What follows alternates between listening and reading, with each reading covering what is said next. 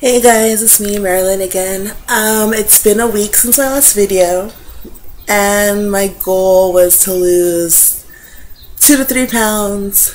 Did not make it. I lost 1.4 pounds.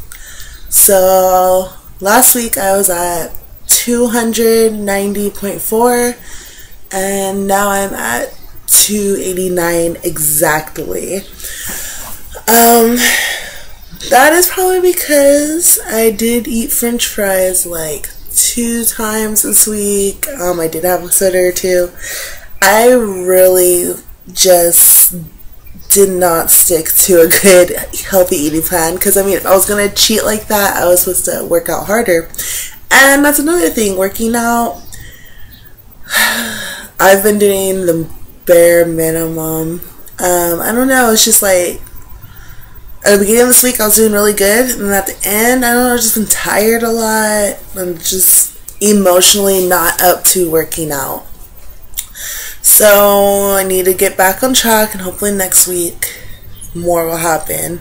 But I'm going to say more dedicated. Like, I seriously brought 2 cases of water. I need to start drinking water again. Like, I just don't really get thirsty, and that's bad. That's why I have all this like water retention stuff.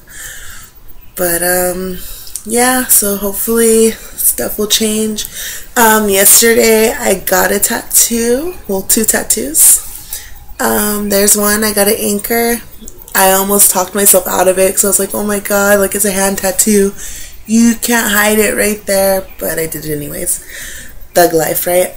And then another one. This one's really important to me. As you can see, it's a cupcake. And it says, chasing death, I found life. Okay, I know a lot of people are like, oh, cupcake. All girls have a cupcake tattoo. Okay, this tattoo is really important to me. Some people, most of my friends, like if you're a real friend, you know, I had a really bad drug problem. When I didn't do any drugs until I was 17, and seriously, like, I drank, but I didn't do drugs. I didn't do weed first. I went straight to crystal meth, and right after my 17th birthday, and I was hooked just like that. And since like my closest friends did it, it was really hard to beat. And my closest friend, my best friend, she was a year ahead of me. So when she graduated, I was still doing it. And then I had other friends, made new friends that were doing it. Just got sucked into it. Anyways, still graduated from high school with honors. I was supposed to go to college, all this stuff. But the drugs really fucked with my head. I ended up taking off from home, running away the second time. But since I was 18 this time, they couldn't do anything about it.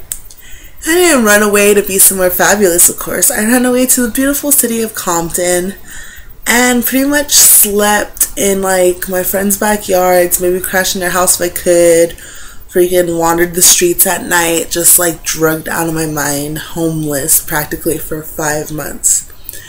So it was a really dark part in like my world and my mind. Like, I don't even know what was going on. Like, I wasn't there mentally. It was just horrible. And the only thing I can say I miss is I was of my smallest druggy homeless size. I fit into like a pair of like size 9 jeans. So like my body was banging. My face, I looked dead. And I was just like fucking crazy out of my mind. Like, that's a fucked up drug to be on. Anyways, like, I had like a really bad point. That's something that I just realized, like, look at your life. Like, what are you doing? And I just like called my mom. I said, you know what? I've been strung out on drugs. I want to come home. I want to be sober now. Like, I detoxed at my friend's house. Like, I was trying to stay away from it, but I had to get away from that whole city. I need to go back to Long Beach. Just get away from those friends. And yeah, I did it, but it was always like I found someone that had it. So it'd be like a relapse here, a relapse there. It wasn't as bad as like that 5 month band where I was just always on it, but it was still bad.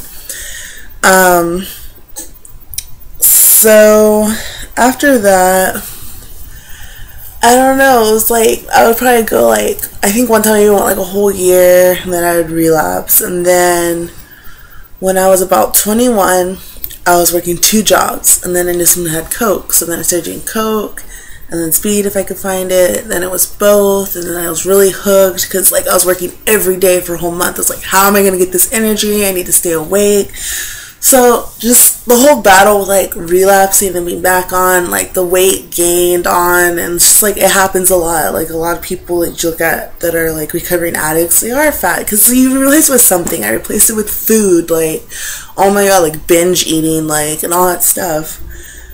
But so now it's like maybe that's another reason like I fucked up my system so much that it's harder for me to lose weight now. But I don't know. But anyways, that's the moral of this tattoo. Is on February 15th of this year, it was my 2-year anniversary being sober off of both without a relapse. And so people are like, oh, it's just 2 years and you got a tattoo over it. I did my research, and the relapse rate on people that do crystal meth is, I believe it was like 92 or 94%.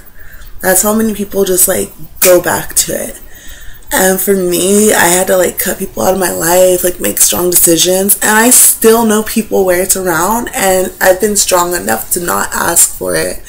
And that really takes a lot, because I don't know if you've ever had a problem with like substance abuse, but I did. Like in my family, that's what it is. Like you get stuck on stuff.